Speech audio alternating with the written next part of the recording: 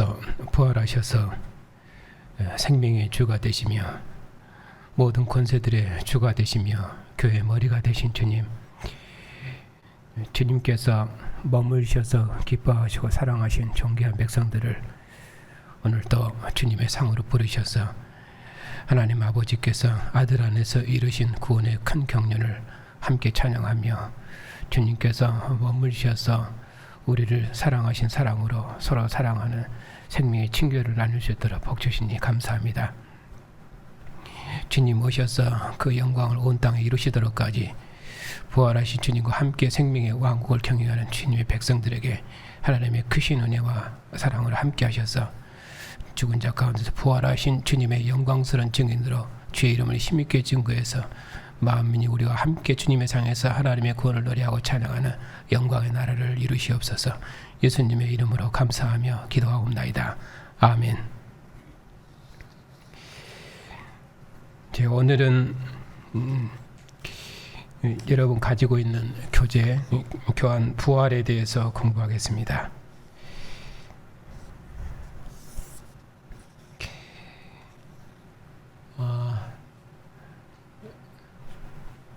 여기 맨 오른쪽에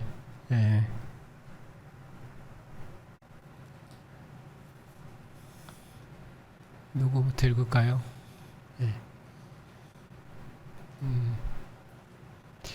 다른 사람이 읽으면은 소리가 녹음이 안 되죠.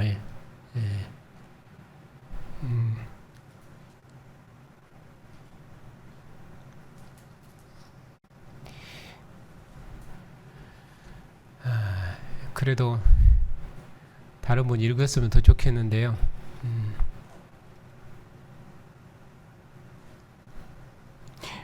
구약의 부활신앙 누가 한번 읽어보시겠습니까?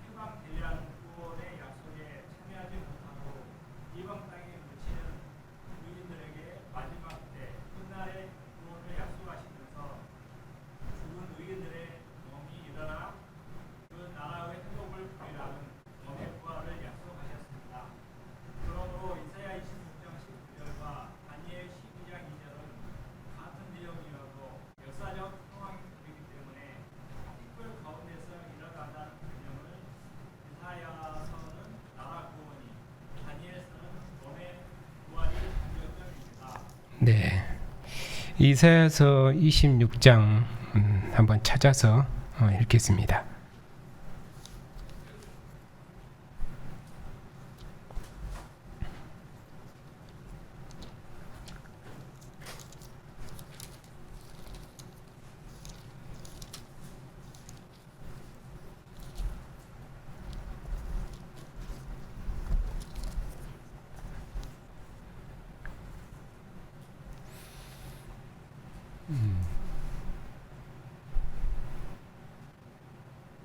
누가 읽어주시겠습니까?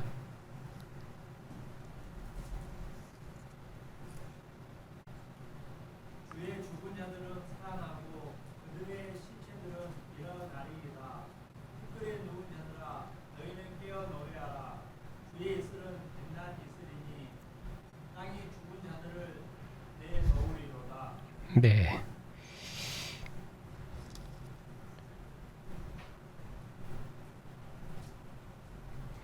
(26장 1절에) 보면은 그날의 유다 땅에서 이 노래를 부르리라. 우리에게 견고한 성읍이 있으며 여호와께서 구원을 성벽과 외벽으로 삼으시리로다. 너희는 문들을 열고 신의를 지키는 의로운 나라가 들어오게 할지어다. 네, 그렇게 쭉 말씀하시면서 19절에 이 말씀을 하셨습니다. 자, 그리고 다니엘서 12장입니다.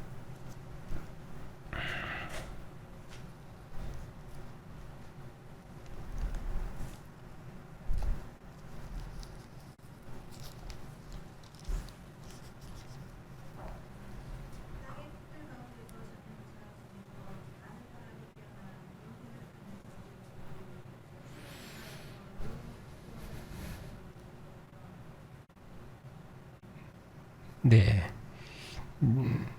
지혜 있는 자는 궁창의 빛과 같이 빛날 것이요 많은 사람을 옳은 대로 돌아오게 한 자는 별과 같이 영원토록 빛나리라.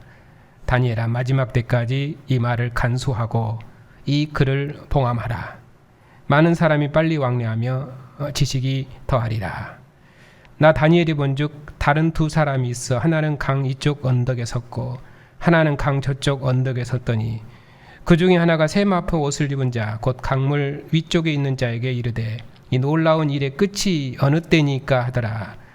내가 들은즉 그가 그 세마포 옷을 입고 강물 위쪽에 있는 자가 자기의 좌우 손을 들어 하늘을 향하여 영원히 살아계시는 이를 가리켜 명세이르되 반드시 한때 두때 반때를 지나서 성도의 권세가 다 깨어지기까지니 그렇게 되면 이 모든 일이 다 끝나리라 하더라. 내가 듣고도 깨닫지 못한지라. 내가 이르되 내 주여 이 모든 일의 결국이 어떻게 되겠나이까 하니 그가 이르되 다니엘아 갈지어다. 이 말은 마지막 때까지 간수하고 봉함할 것임이니라. 많은 사람이 연단을 받아 스스로 정결하게 하며 희귀할 것이나 악한 사람은 악을 행하리니 악한 자는 아무것도 깨닫지 못하되 오직 지혜 있는 자는 깨달으리라. 매일 드리는 제사를 폐하며 멸망하게 할 가증한 것을 세울 때부터 1290일을 지낼 것이요 기다려서 1335일까지 이르는 그 사람은 복이 있으리라. 너는 가서 마지막을 기다리라. 이는 내가 평안히 쉬다가 끝날에는 내 몫을 누릴 것임이니라.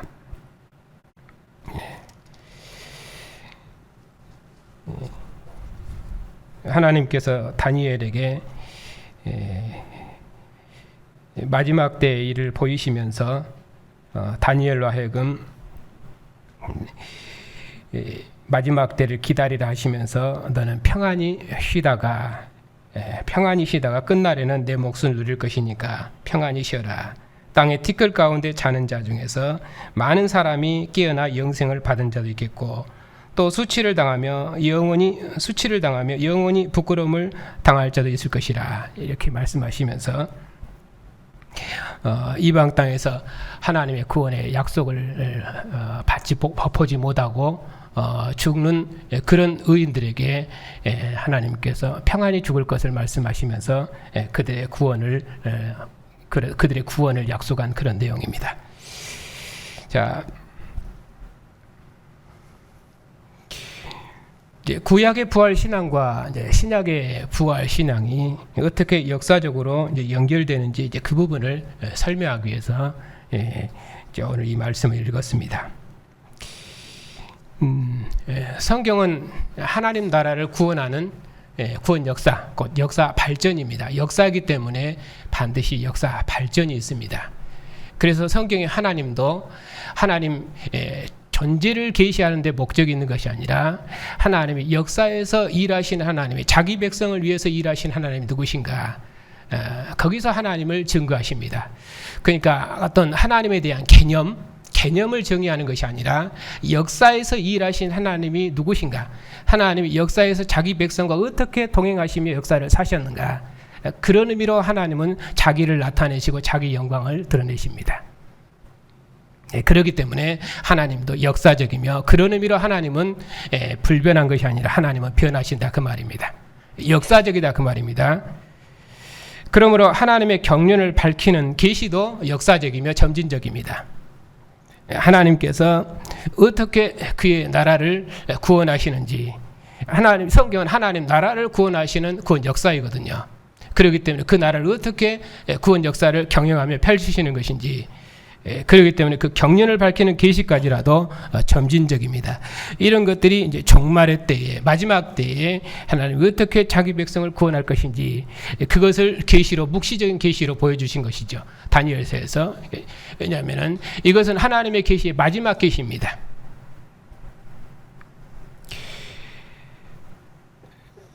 그러니까 하나님 나라 역사, 하나님 나라가 역사적이면서 발전적이고 그리고 점진적이기 때문에 계시도 그런 의미로 점진적이고 역사적입니다. 그래서 하나님은 아브라함에게 약속하신 대로 이스라엘을 애굽에서 권세에서 구원하시고 모세를 통해서 시내산에서 나라 언약을 맺으셨습니다. 그 나라 언약은 그래서 이제 시내산 언약은 그런 의미로 하나님 나라 설립 언약이죠. 나는 너희 하나님이 되고 너희는 내 백성이 되리라.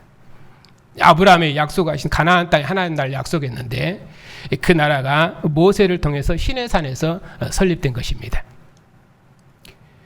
그러니까 출애굽기와 출애굽기와 레위기 이런 것들은 이제 하나님 나라 설립 조직법이죠. 그 시내산 언약입니다. 그러면은 이제 신명기도 있는데 신명기 모압 평지 언약이죠. 이 신명기 언약은 그 무엇인가? 그것은 하나님 나라를 어떻게 다스리고 통치할 것인지 하나님 나라 경영의 법입니다. 왜냐하면 그 나라를 다스리는 왕들이 어떻게 그 나라를 다스리고 통치할 것인지 그건 하나님 나라 경영의 법이죠. 왜냐하면 이제 그들이 가나안 땅을 눈앞에 두고 있기 때문에 그 나라에 너희들이 그 땅에 들어가면 어떻게 거기서 하나님을 섬기고 봉사할 것인지 그 내용들을 말씀하기 때문에 거기서는 나라 경영의 언약의 법을 말씀하는 것입니다. 그러니까 하나님께서 그 구원 역사를 진행하는 시점, 시기마다 언약의 내용도 달라지는 것이죠. 그들을 바로의 권세에서 건지셔서 그들로 모세에게 속해서 여호와를 섬기는 여호와의 나라 백성으로 그들을 구원하신 것이 구원하신 것이 출애굽기죠. 그것이 바로의 권세로부터 구원입니다. 다시는 바로의 백성으로 살지 않고 여호와께 속한 여호와의 백성으로 살도록 하시기 위해서 하나님께서 모세를 통해서 이스라엘을 바로의 권세에서 건지셨거든요. 그리고 여호와께 속한 나라 백성으로 그 나라를 설립하신 것이거든요. 그러니까 출애굽기는 당연히 나라 설립 언약이고 그리고 이제 가나안 땅 하나님께 약속하신 그 땅을 눈앞에 두고 다시 그 언약을 말씀하시기 때문에 그 언약은 이제 어떻게 그 땅에 들어가서 그 나라를 다스리고 통치할 것인지 나라 설립 언약, 그 나라 경영 언약을 말씀하는 것이 신명기 언약입니다. 그래서 언약도 이렇게 역사적이고 점진적이다 그 말입니다. 목표를 향해서 다름질하기 때문에.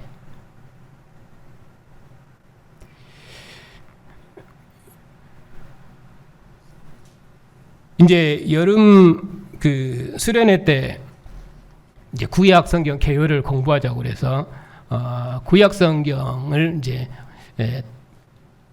그 역사적으로 저희가 공부를 할 건데요. 그래서 각 책들이 어떻게 하나님의 구원 역사의 경륜에서 그 책의 위치는 어떻게 돼 있고 그리고 그 책이 구원 역사 발전에서 책에 말하는 의미가 무엇인지 이제 그런 것들을 쭉 공부할 것입니다. 이제 그러면은 이 신명기 언약이 하나님 나라를 어떻게 경영할 것인가 하는 경영의 법이라면은 그러면은 열왕기는 무엇이냐면은 그 신명기 언약을 따라서 이스라엘 왕들이 어떻게 그 나라를 다스리고 통치했는지. 그래서 그 왕들의 그 역사를 그 평가할 때 다윗의 길을 걸으더라. 여로보암의 길을 걸었더라. 그래서 이제 하나님의 말씀을 신명기 언약의 말씀을 따라서 그 나라를 다스리고 통치하면은 그는 다윗의 길을 걷는 의로운 자이고, 그리고 그 말씀을 따라 다스리고 통치하지 않으면은 여로보암의 길을 걸었던 악한 자고, 이제 이렇게 평가를 받는 것입니다. 그러니까 열왕기는 그런 신명기 언약을 따라서 왕들의 통치를 해석한 것입니다. 평가한 것이죠. 물론 역대기는 이제 성서를 중심해서 다윗 왕조를 평가한 것이 이제 역대기고요.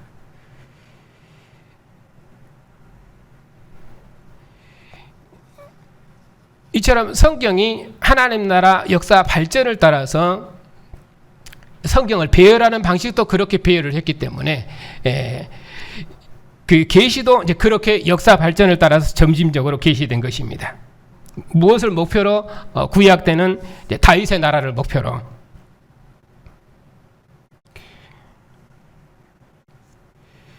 그렇기 때문에 시내산 언약의 목표는 가나안 땅의 다윗의 나라입니다.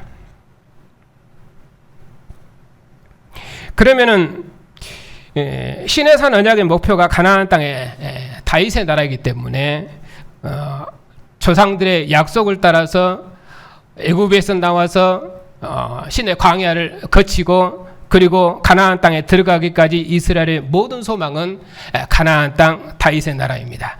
그 나라에 들어가는 것이 그들의 모든 목표입니다. 그렇기 때문에 조상들은 그 나라를 소망하면서 그들의 생을 걸었고 그리고 조상의 묘실에 묻혔던 것입니다. 왜냐하면은 그 가나안 땅이 하나님이 통치하는 나라고 하나님이 거기 집을 짓고 자기 백성과 함께 거하시면서 자기 백성의 섬김과 봉사를 받으시기 때문에 거기가 실은 낙원이죠. 하나님이 거처하시는 것. 그러니까 그 이상을 넘어서는 구원을 구약에서는 직접 언급하지를 않습니다. 가나안 땅의 모든 이스라엘 백성들이 소망하는 하나님이 함께 계시는 낙원이죠. 하나님과 함께하는 낙원이죠. 그렇기 때문에 그 낙원을 소망하면서 가나안 땅의 하나님 나라를 소망하면서 조상들은 묻혔고 왜냐하면 하나님이 조상들에게 그 나라를 약속했기 때문에 조상들이 묻히는 그 무덤에 열조개로 같이 돌아가고 그렇게 함으로 조상의 약속에 함께 참여하는 것입니다. 그래서 조상들의 죽음을 설명을 할 때 하나님께로 갔다 이런 표현을 쓰지를 않습니다. 그래서 열조에게로 돌아가니라 하는 표현을 써요. 죽음을 표현할 때. 왜냐하면 그 열조의 언약에 참여함으로 그 열조의 그 열조가 묻혔던 그 무덤에 자기들도 함께 묻힘으로 열조의 언약에 함께 참여하기 때문에 그렇습니다. 그래서 그들의 모든 소망도 가나안 땅 하나님 나라에 있다. 거기에 소망을 두는 것으로 그들이 조상의 묘실에 묻힘으로 그들의 소망을 거기서 확증하는 것이죠.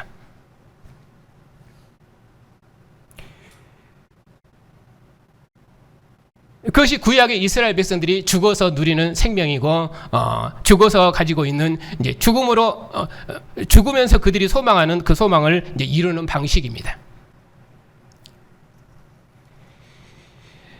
이처럼 그들이 약속했던 나라가 이제 가나안 땅에서 다윗이 가나안의 모든 대적을 진멸하고 거기에 하나님 나라를 세우고 그리고 하나님의 집을 짓고 그리고 하나님이 그 집에 거하시면서 자기 백성들의 섬김과 봉사를 받으셨죠.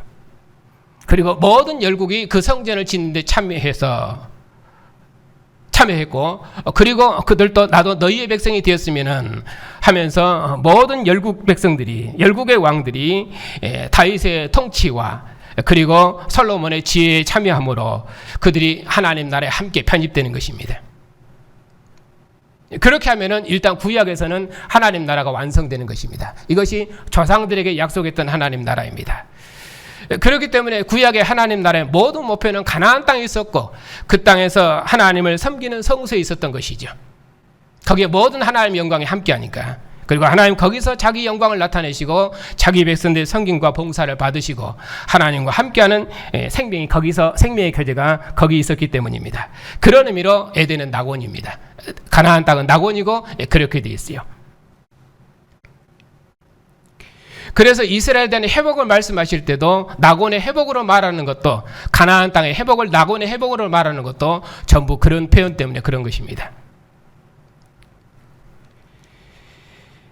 이처럼 하나님의 구원 역사가 발전하고 그리고 점진적으로 발전하기 때문에 계시도 점진적으로 계시되고 발전하고 그런 의미로 이 부활 신앙도 역사적이고 또 점진적이고 발전적이다 그 말입니다.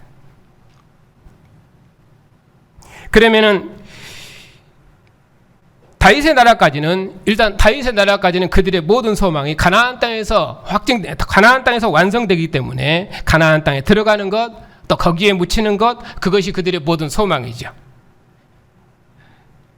거기까지만 나타나 있습니다. 그러면 이 부활신앙은 언제부터 나타났는가 하는 것입니다. 그것은 이스라엘 백성이 멸망한 후 바벨론 포로 때부터입니다. 포로된 백성들에게 하나님께서 겉으로 돌아오리라는 회복의 약속을 주시는데, 왜냐하면은 엘리야를 통해서 하나님께서 이스라엘의 멸망을 선고하시고 남은 자 7천을 통해서 남은 자 7천을 위해서 하나님께서 새로운 나라를 세우실 것을 약속하십니다. 그들이 그 나라에 참여할 것이에요. 남은 자 7천이. 그리고 그 남은 자 7천을 위한 하나님의 나라가 어떻게 회복될 것인가 하는 것이 이제 엘리사의 사역을 통해서 나타나지요. 그래서 신약 성경에서는 그 엘리야와 엘리사의 사역을 세례 요한과 예수님의 사역으로 대비시켜서 말씀하시죠. 그래서 예수님의 사역을 전부 엘리사의 사역과 연결해서 말합니다. 왜냐하면 회복과 치료의 사역적으로 설명을 하기 때문에 그렇습니다.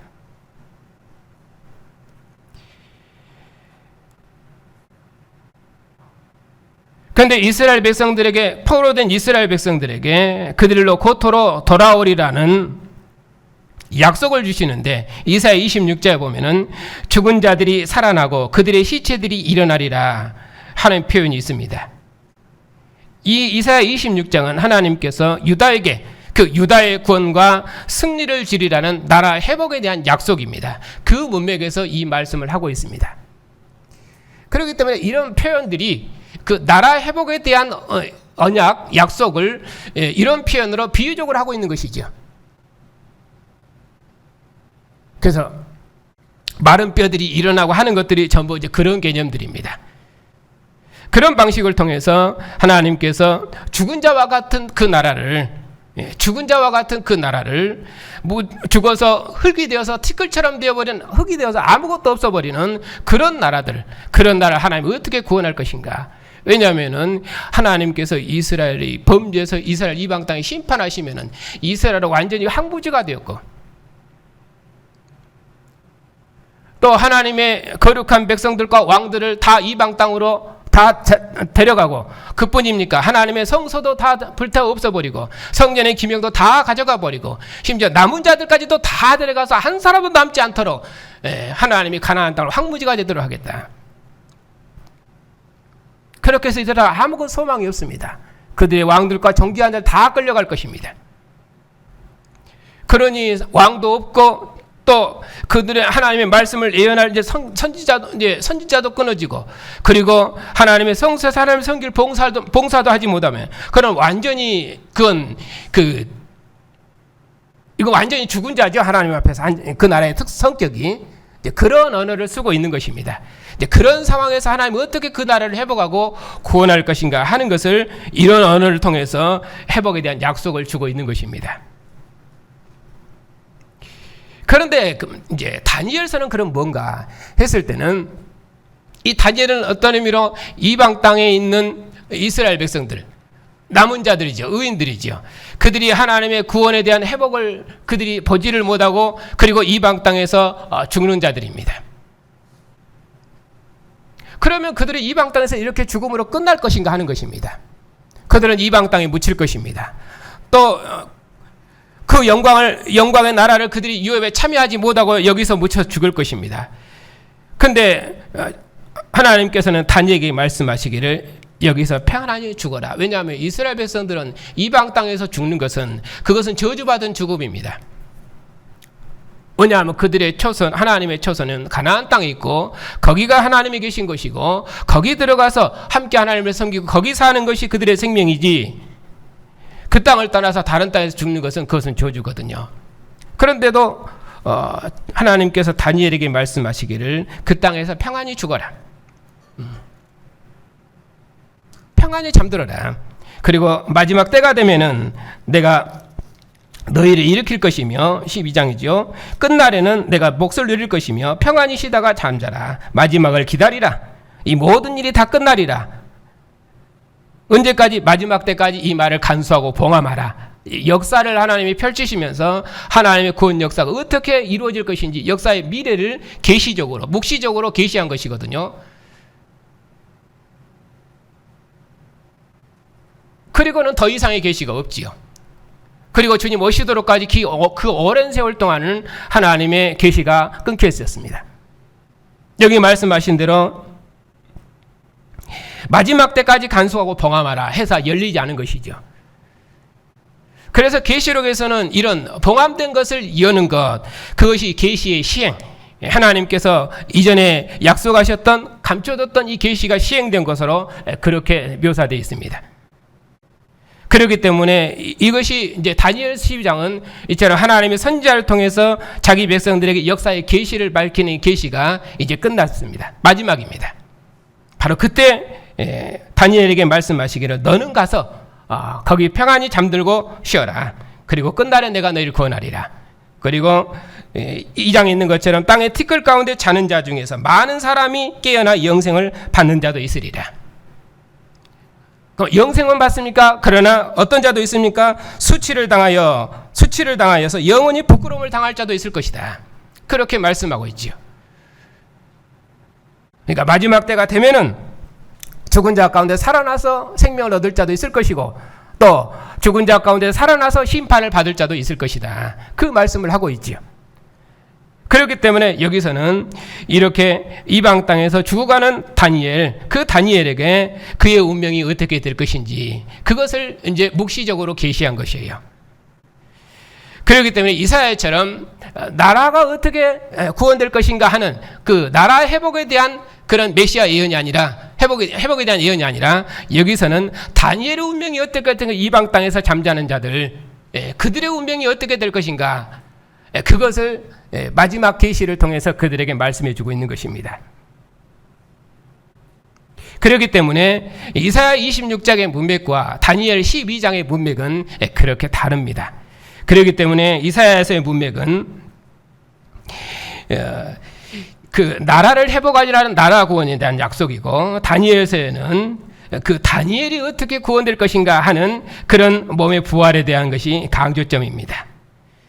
근데 예수님께서 십자가에 죽으실 때에 무덤 문을 열고 일어난 자가 있었고 그리고 또 그가 부활하셨을 때에 잠자던 성도의 몸이 많이 일어났습니다.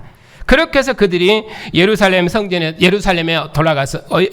들어가서 증언했습니다. 무엇을 증언했겠습니까? 하나님께서 조상들의 소망을 이루셨다고 증언했겠지요. 그렇게 해서 예수께서 부활하신 후에 잠자던 자들이 무덤에서 나와서 예루살렘 성에 들어가서 증언했는데 그렇기 때문에 바로 이 말씀이 구약에서 지금 다니엘과 같은 그런 이방 땅에서 잠자는 자들 그리고 하나님의 구원의 약속을 기다리면서 잠자는 자들 평안히 잠들어라. 내가 반드시 내 몸을 구원하리라. 티끌 가운데 자는 자들을 일으키리라. 그렇게 말씀했던 것처럼 이렇게 이방 땅에서 죽었던 자들 그들의 소망을 이루시기 위해서 하나님께서 끝날에 그의 아들을 보내셨고 그 아들이 십자가에 죽으시고 부활하심을 통해서 조상들의 소망을 이루신 것으로 그렇게 말씀하고 있습니다. 그렇기 때문에 이방 땅에서 이스라엘의 회복을 보지 못하고 죽은 의인들이 소망했던 그 메시아 나라를 이룬 것이 마태복음에서 예수님의 죽으심과 부활의 의미입니다. 더구나 마태복음은 하나님의 이스라엘 언약을 가진 백성들이기 때문에 그 언약이 어떻게 하나님이 그 아들을 보내시고 아들을 죽은 자 가운데 살리심을 통해서 어떻게 그 언약이 성취되었는지 그것을 말씀하고 있는 것이거든요.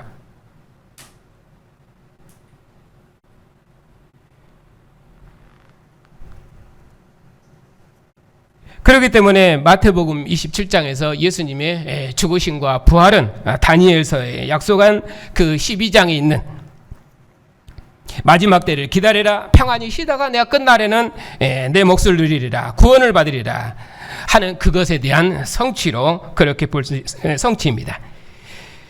그리고 요한복음 이제 11장 24절에 이제 마르다가 부활의 때에는 그가 살리라 그렇게 말했는데 그 마르다의 부활 신앙에 대해서 말씀을 드리겠습니다. 이 마르다의 부활 신앙도 근거는 다니엘서 12장입니다.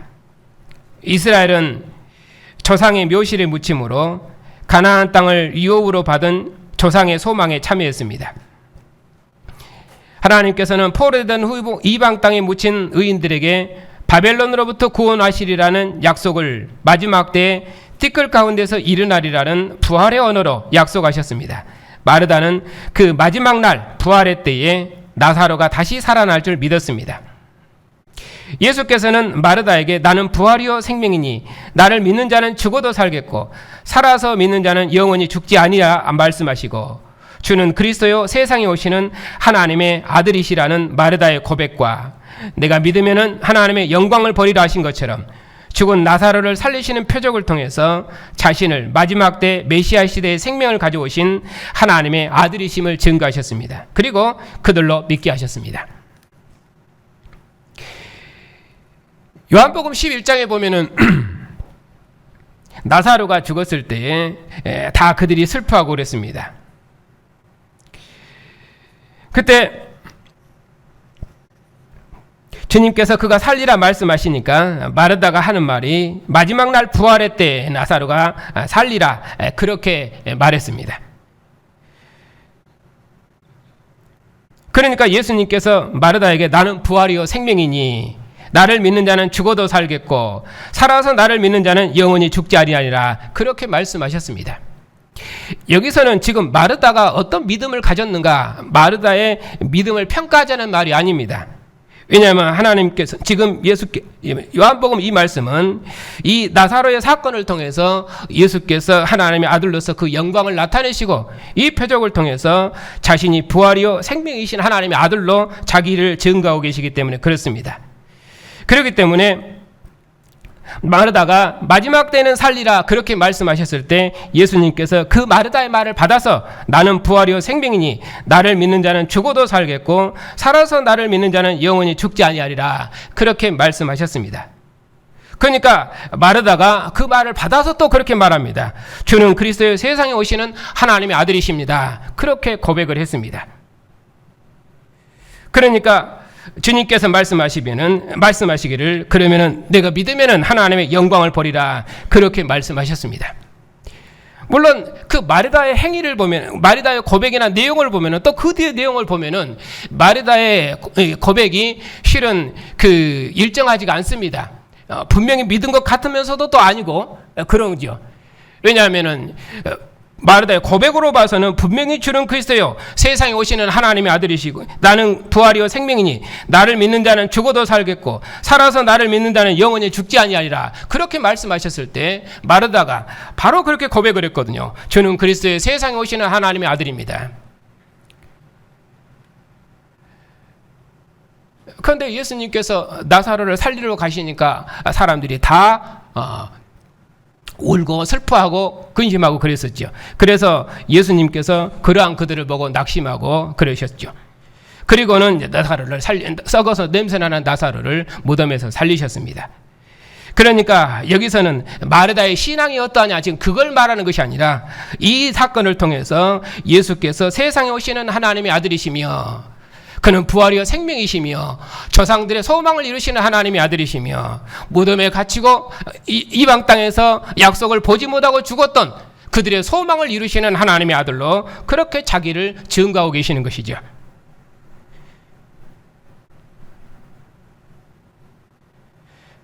그렇게 해서 자신이 메시아 시대의 생명을 가져오신 하나님의 아들로 증거하시고 많은 사람들로부터 그 표적을 통해서 예수께서 세상에 오시는 하나님의 아들, 주는 그리스도의 세상에 오시는 하나님의 아들이십니다. 그걸 믿게 했던 것이죠.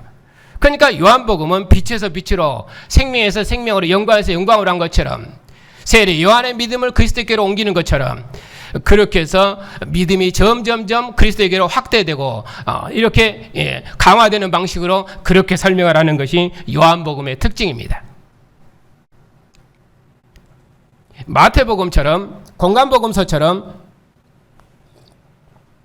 옛 빛을 끝내고 새로운 빛을 세운다 그런 개념이 아니라 옛 빛에서 빛에서 새로운 빛으로 어둠에 잘 드러나지 않는 빛에서 밝은 빛으로 그렇게 그리스도께서 누구신지 하나님께서 아들을 통해서 세상에 가져오신 부활의 생명, 영원한 생명이 어떤 것인지를 그것이 점점 밝히 드러내고 있는 것입니다.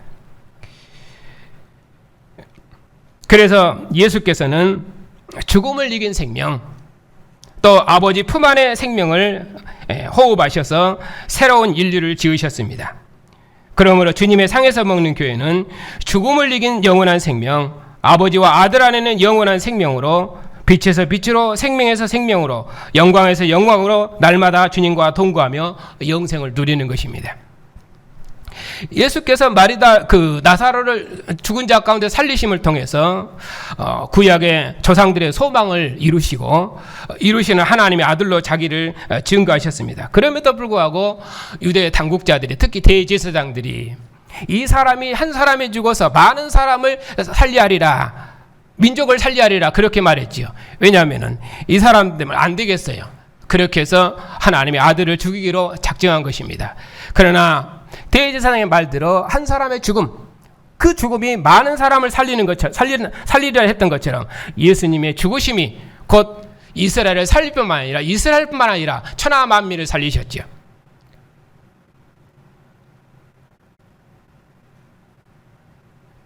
왜냐하면 이 아들의 죽으심이, 아들의 핏뿌리심이 단순한 이스라엘 속죄제물, 그 핏뿌림이 이스라엘을 거룩해 해서 하나님의 성소에서 하나님을 섬기는 백성으로 구원한 것처럼 아들의 핏뿌림은 단순히 이스라엘의 구원뿐 아니라 그 구원이 만명일에 확대되고 있는 것이죠. 온 세상으로. 그래서 이 우리에 들지 아니한 다른 사람도 구원하리라 말씀하신 것처럼 많은 사람을 구원하고 모든 민족을 구원하시려는 하나님의 구원의 일을 이루신 것이 된 것입니다. 그래서 예수님께서 십자가에 죽으실 때 이는 진실로 하나님의 아들이라 말씀하시고, 그리고 또 그가 물과 피를 다 쏟으시더라 그렇게 말씀하셔서 아들이 물과 피를 뿌리심으로 피를 뿌리셔서 자기 백성을 하나님 앞에서 거룩하게 씻어 정결케 하셔서 하나님 앞에 들이셨죠.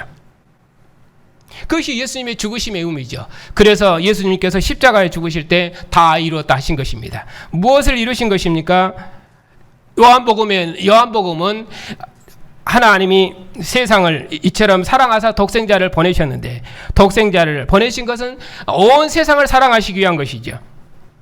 하나님은 한 번도 세상을 떠나신 적이 없고, 하나님은 이전에도 자기 백성과 함께 하셨으며 율법으로도 함께 하셨고, 그리고 끝날에 아들을 보내서 자기 백성과 영원히 함께 하시려고 하나님이 그 아들을 보내셨습니다. 그러나 세상은 그 아들을 죽였지만 하나님은 그 아들을 죽은 자 가운데 살리셔서 하나님의 모든 뜻을 다 이루신 것입니다. 어떤 뜻입니까? 예수께서 하나님의 아들이시며 영원한 생명이심을 세상에 증거하고 나타내신 것이죠. 많은 사람들을 그의 품 안으로 불러들이시고 세상의 모든 사람들을 아버지 품 안에 있는 생명, 죽음을 이긴 생명, 아들 안에 있는 영원한 생명으로 구원하시기 위해서 하나님이 끝날에 아들을 보내신 것이죠. 그래서 예수께서 죽은 자 가운데서 부활하셨는데, 그가 죽음의 무덤에 갇혔을 때 그 죽음의 무덤을 비천한 죽음의 무덤으로 설명하지 않고 예수님께서 잠깐 그 무덤에서 쉬다 일어나신 것으로 설명하고, 그가 죽은 자 가운데서 부활하셔서 어디로 가셨습니까? 아버지 품 안으로 가셨지요. 그렇게 해서 아버지께로 가셨다가 다시 오셨습니다. 공관복음서는 예수님께서 승천하시면은 하늘 보좌에서 자기 백성 승천하시면 하늘 보좌에서 자기 백성들의 증거와 함께 만민을 통치하신다 그쪽에서 설명하지만은 요한복음은 그가 죽은 자 가운데 부활하셔서 아버지께로 가셨습니다. 그가 죽으신 것은 무엇 때문입니까? 자기 백성을 아버지 품 안으로 인도하시기 위해서 그가 죽으시는 것으로 설명을 하십니다.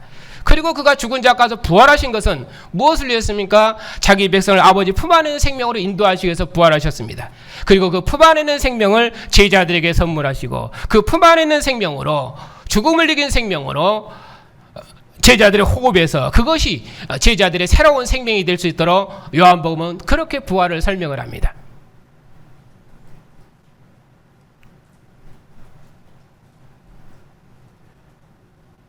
이 세상 임금을 이기셨다 하는 것이 요한복음이게 되는데, 이 세상 임금이 가진 가장 큰 권세가 무엇입니까? 그것은 죽음이거든요. 하나님의 모든 생명의 선물을 죽음이 다 가져갑니다. 그래서 죽음이 어둠의 이 세상 임금의 가장 큰 권세입니다. 그러나 예수께서는 그 죽음을 이기시고 부활하셨습니다. 죽음을 이긴 생명, 그 생명의 주로 아버지께로 가셔서 아버지와 아들 안에 있는 영원한 생명, 아버지 품 안에 있는 생명으로 제자들에게 호흡하셔서 제자들을 새로운 생명으로 출생한 것이죠. 그것이 요한복음 제자들의 생명이고 요한복음 제자들이 가진 영생입니다.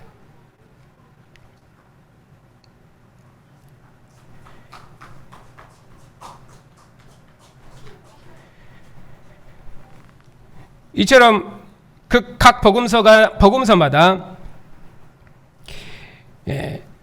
주님께서 죽은 자 가운데서 부활하심으로 그 부활이 주는 생명과 그 부활에 주는 권세가 무엇인지 그것을 복음서마다 각각 다르게 설명하고 있거든요.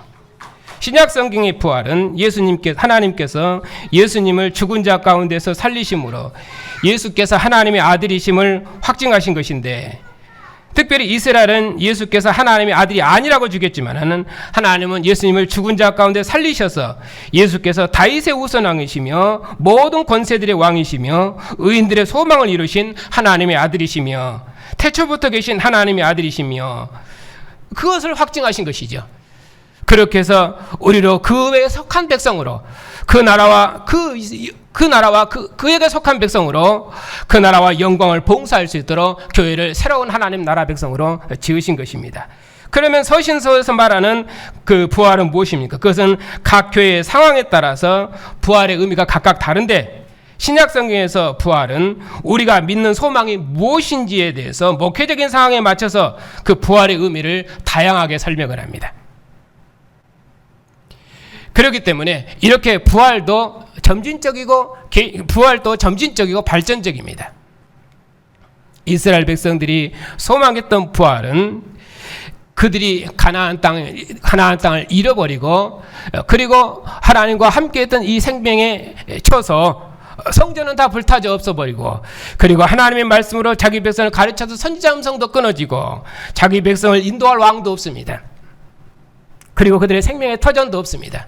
그렇게 해서 이방 땅에서 유리하는 그런 백성들에게 하나님께서 그 나라의 회복을 약속하시고 그들의 몸의 회복을 약속하셨는데, 그 몸의 회복을 약속하심으로 그 나라의 회복을 약속하신 것이죠.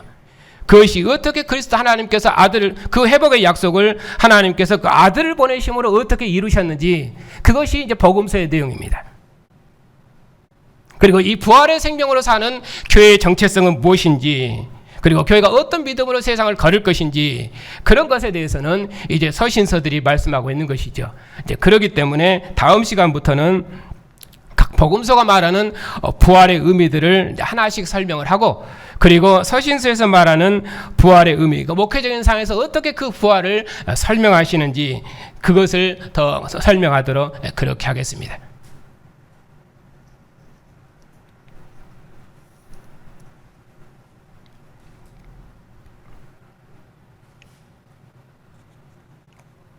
질문 있으십니까?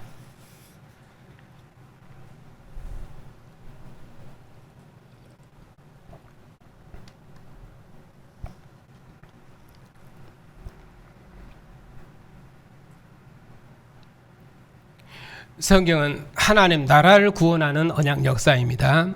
예. 하나님 나라 구원 역사에서 어떻게 하나님께서 조상들의 나라를, 가나안 땅의 나라를 아들의 나라로 완성하시는가 하는 그 구원 역사 발전인데, 그 구원 역사 발전에서 하나님께서 그 나라를 구원하리라는 그 구원의 의미들이 어떻게 다양한 방식으로 표현되는지, 그것들을 이제 쭉 본 것입니다. 그 한 예가 이 부활입니다. 그래서 하나님께서 조상들에게, 그 이방 땅에서 죽어가는 조상들에게 그들이 어떻게 구원되고 회복될 것인지 그것을 말씀하셨는데, 그것을 하나님께서 그 아들을 보내시면서, 그리고 아들을 죽은 자 가운데 살리심을 통해서 조상들이 소망했던 그 소망을 이루시고, 하나님께서 그 소망을 이루셨는데, 그러나 이스라엘 백성들은 그 아들을 죽였지만은 그럼에도 불구하고 하나님께서는 그 아들을 죽은 자 가운데 살리셔서 모든 죽음의 권세를 이기시고 이 세상 임금의 권세가 가진 가장 큰 권세, 죽음의 권세를 이기셔서 죽음의 권세를 이긴 새로운 생명의 주로 새로운 나라를 세우시고 우리를 그 나라 백성으로 부르셔서 죽음을 이긴 생명, 이 부활의 생명으로 그 나라를 봉사하고 그 나라를 함께 만국 중에 이룰 수 있도록 우리를 주의 나라와 백성으로 부르신 것입니다. 그렇기 때문에 죽은 자 가운데 주님께서 죽음의 권세를 이기시고 부활하셨기 때문에 죽음도 하나님 부활하신 생명의 주님과 함께 그의 나라와 역사를 경영하는 그의 믿음을 빼앗을 수 없고 그리고 그 생명을 빼앗을 수 없는 것입니다. 심지어 죽음까지라도 그것은 죽음으로 끝나는 것이 아니라 죽음은 곧 무엇입니까? 예수님의 죽으심이 곧 무엇이었습니까? 그가 아버지께로 가는 그 길이 되었지요.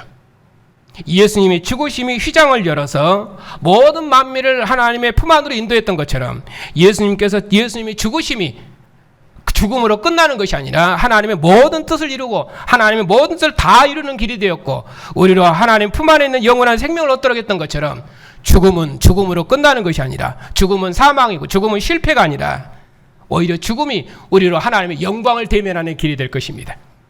그런 의미로 성도는 죽음을 두려워하지 않습니다. 그런 의미로 성도는 죽음을 이긴 생명으로 사는 것입니다. 그의 교회가 가진 생명이에요. 그의 교회가 가진 영원한 생명이에요. 그리스도 안에 있는 생명, 죽음을 이긴 생명, 아들 안에 있는 생명. 그러니 아들의 나라와 그 백성으로 그와 함께 그 나라를 봉사하는 교회는 결단코 죽음의 권세가 미혹할 수 없습니다. 왜냐하면 죽음을 이긴 아들의 생명으로 교회가 세상을 살고 있고 죽음을 이긴 아들의 영으로 하나님 우리 중에 함께 하셔서 우리와 한 영 한 몸으로 우리를 이끄시고 우리와 함께 사시고 때문에 우리는 결단코 세상이 그리고 세상의 그 무엇도 죽음도 하나님의 교회를 미혹할 수 없다고 그렇게 말하는 것입니다. 그의 교회가 가진 부활 신앙이에요. 그러니까 이전에 이스라엘 백성들이 가지고 있던 부활 신앙과는 전혀 다르지요.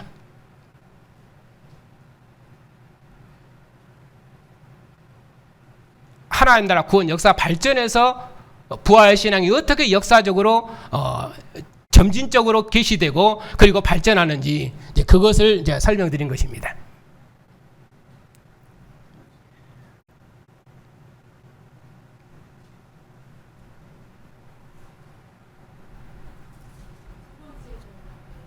네.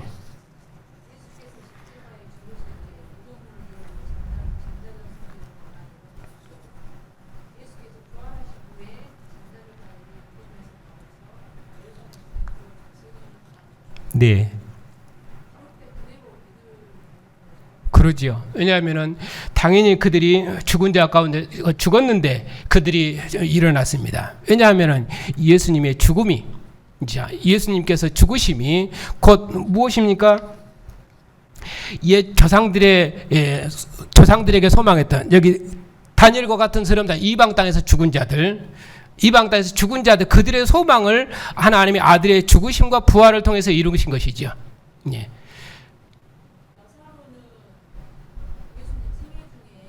네. 예.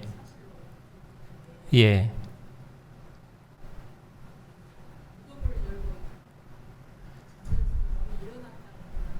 네.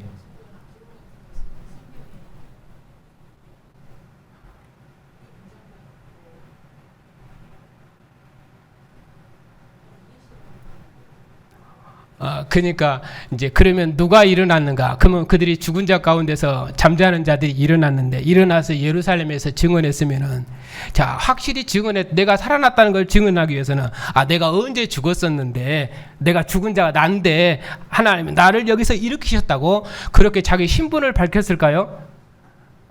그걸 증거한 거지. 요한복음에서 증거했다 하는 것은 그것은 조상들의 하나님께서 아들을 보내심으로 조상들의 소망을 이루신 하나님의 아들로 증언한 것이죠. 마르다의 증거도 그거 아닙니까? 나는 부활의 생명이니 나를 믿는 자는 죽어도 살겠고 살아서 믿는다는 영원히 죽지 아니하리라. 그렇게 예수님께 자기를 증거하시니까 마르다가 그 증거에 곧바로 화답을 하잖아요. 그렇습니다. 맞습니다. 주는 그리스도의 세상에 오시는 하나님의 아들이십니다. 그렇게 해서 죽은 자를 살리시는 하나님의 아들 그분이 누구신가? 영원한 생명의 주님이 누구신가? 그분이 하나님의 아들이에요. 세상에 오시는 하나님의 아들, 이스라엘을 소망했던 종말의 메시아죠. 그렇게 예수님께서 지금 자기를 증거하는 것이죠. 그러니까 공관복음서는 지금 자기 증거입니다. 어떻게 조상들의 소망을 이루신 분인가, 자신이.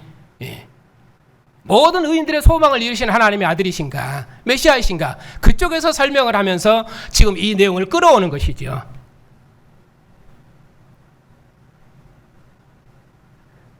그러니까 이런 문맥이 그러면은 부활이 무엇인가 하는 것을 직접 정의하는 그런 문맥이 아니다, 그런 말입니다. 그러면 그때 부활해서 죽은 자들이 살아났으면은, 그러면은 다니엘처럼 저 바벨론 이방 땅에서 죽은 사람들도 다 살아났을까요? 그건 모르는 일이죠. 성경은 이 내용을 통해서 당연히 이 사람들은 누구겠습니까? 거기 있었던 사람들이겠지요. 아마 그 사람들이 다 알 것이에요. 최근에 죽었던 사람이 알겠지요. 그래야 그들이 살아나서 하나님이 어떻게 이 죽은 자를 일으켜 세우시는지, 나사로를 살리셨던 것처럼 그렇게 해서 자기를 증거해서, 그러면 그 사람들이 다시 죽었다가 살아났는데 그러면 다시 죽었을 것인가?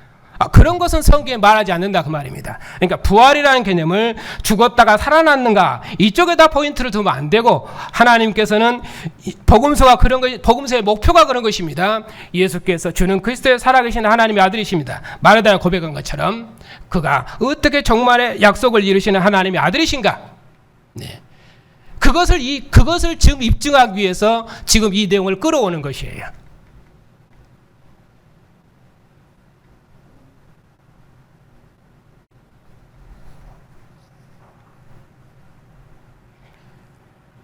답변이 됐습니까?